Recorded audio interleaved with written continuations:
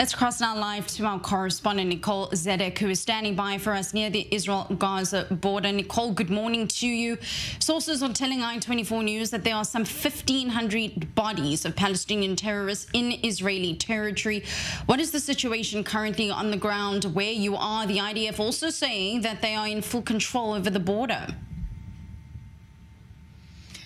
Good morning, Batya. Well, what we're hearing right now is some mixed reports, really, from the IDF as far as exactly if they do have full control of the border and if there are new terrorist infiltrations. Now, you mentioned those 1,600 or 1,500 terrorist bodies who are scattered throughout this area surrounding the Gaza border. One of them is actually right behind me, past this intersection here near Sa'ad, the Sa'ad kibbutz. This is where one of those incidents happened last night, where IDF soldiers encountered one of these terrorists who has been hiding out in the area.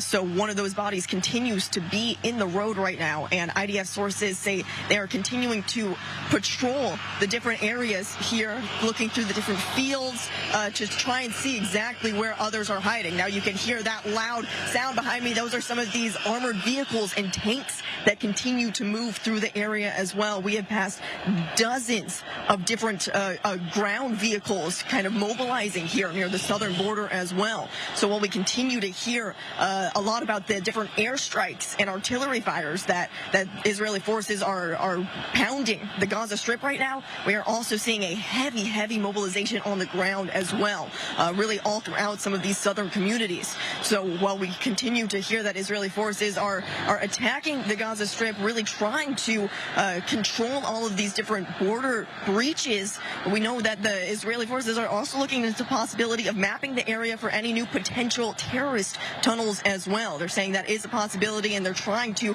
make sure that they have 100% of the picture, really. So that's exactly what's happening right now, but it's been difficult as we enter the fourth day, as not only are there still more terrorists hiding out in many of these southern areas, but the IDF confirming to I-24 News that there is the possibility that there has been new infiltrations overnight as well. So it is an ongoing, developing situation. You can hear just the action happening behind us here, as there's so much movement between all of these troops here on the ground in these southern communities. Batya.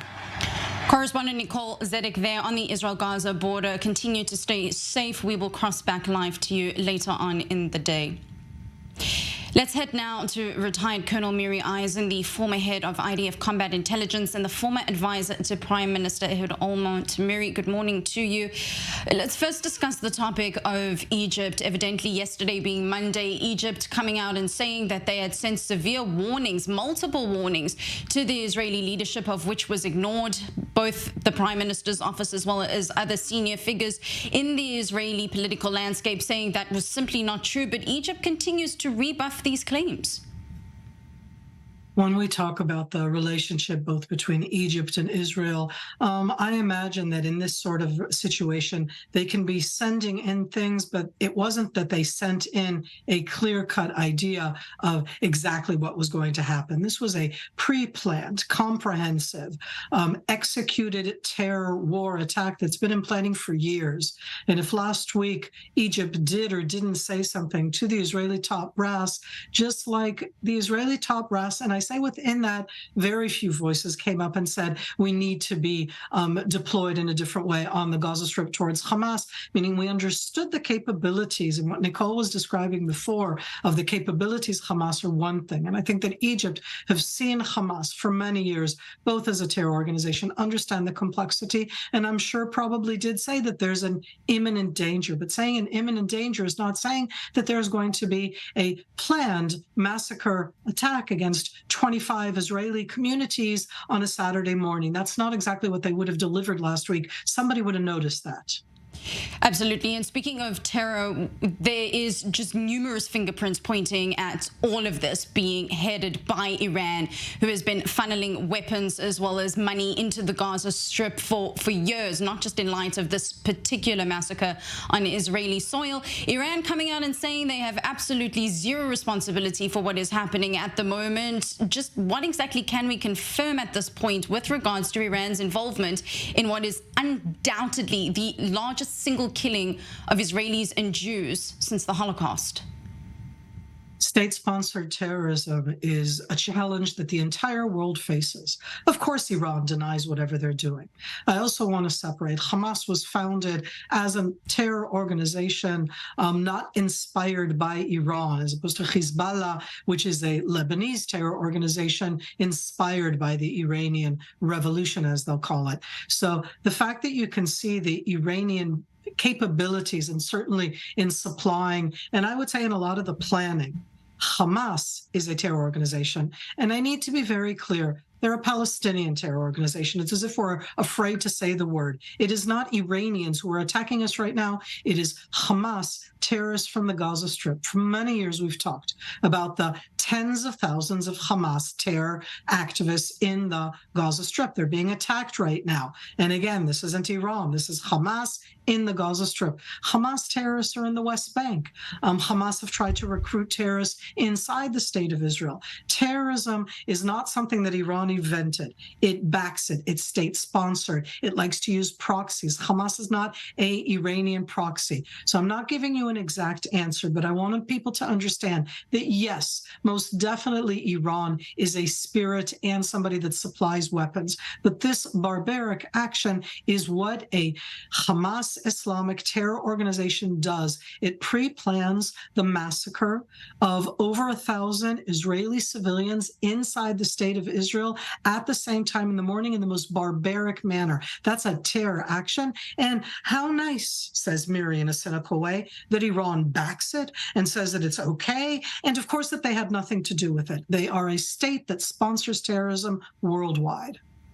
Miri, stay with us. I want to cross now live to our northern border where our correspondent Hamda Salkhut is standing by for us. Hamda, we've just been speaking about Iranian proxies also in the south of Israel, but also to the north where Israeli shelling on Lebanon killed at least 3 Hezbollah militants backed by Iran. Israel also saying one of its officers, Lieutenant Colonel Alim Abdullah, was killed in an earlier cross-border raid claimed by Palestinians in Lebanon. What is the latest from the ground? What can you update us with? Well, Batia, Hezbollah is saying that at least 5 of its militants were killed in that Israeli strike. Several explosions heard overnight here along the northern border, and the individuals who infiltrated from Palestinian Islamic Jihad are actually from the Ain al-Hilwa camp, where a lot of Palestinian factions operate out of inside southern Lebanon. They are also speaking to Hezbollah, saying that they are ready to fight should Hezbollah take the lead for them. Now, earlier this morning, a senior Hamas official said that only a few number of commanders inside of Gaza knew about the operation that was going to take place Saturday morning, and that countries like Iran and other groups like Hezbollah would only get involved if Gaza was, quote, subject to a war of annihilation. Yesterday, after the northern border infiltration, the Israeli military count for the number of deceased soldiers is now 123. Yesterday, we were at the hospital when the family received that information. Another soldier still in serious condition there, undergoing surgeries. The Israeli military is prepared for a conflict on the northern border, as they've been sending multiple reinforcements throughout the day yesterday and the day before. So while Hezbollah is saying it's going to fight back within the rules of its deterrence, the Israeli military says it's prepared.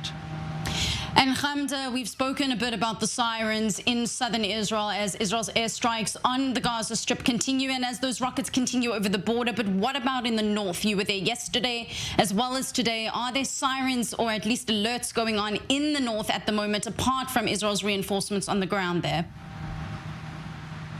Well, look, yesterday, several alerts ringing throughout the north because of the activity along the northern border with Hezbollah and Israel. One rocket siren blaring. The missiles from Hamas are able to reach these long distances. Make no mistake that Hamas is saying they have a lot of weapons in their arsenal that can reach all types of places throughout the state of Israel. Hezbollah inside of Lebanon is saying that their missiles, their guns, and their arms all stand with the Palestinians and with Hamas, so Israel could be looking at a multi-front conflict very soon. We are looking at live images from inside Gaza. I want to thank our correspondent Hamdus Al-Khut, who is in the north of Israel at the moment. We'll cross back to you a little bit later for some more updates. Still with me is retired Colonel Miri Eisin, the former head of IDF Combat Intelligence and the former advisor to Prime Minister Ehud Olmert.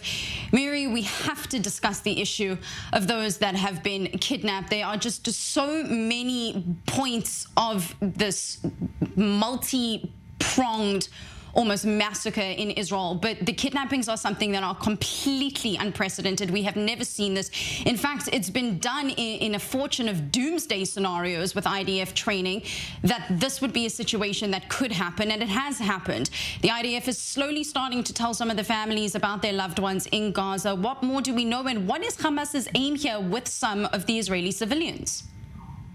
You stated very clearly, Batya, that this is so unprecedented that even when you do it in scenarios, in the real life, you go, really, the terror, barbaric people just took people. First of all, they burned people in their homes, had them come out, murdered them, and plucked a 4-year-old or a 2-year-old or an 85-year-old Holocaust survivor, beyond unprecedented. Batya, we don't know the numbers yet. I think that within the IDF, they probably do. And I think that because this is such a sensitive, challenging issue that the families themselves will get to know, I think there's the combination that right now they haven't yet identified all of the different bodies. I mean, this is unprecedented, and so they need to do it very carefully.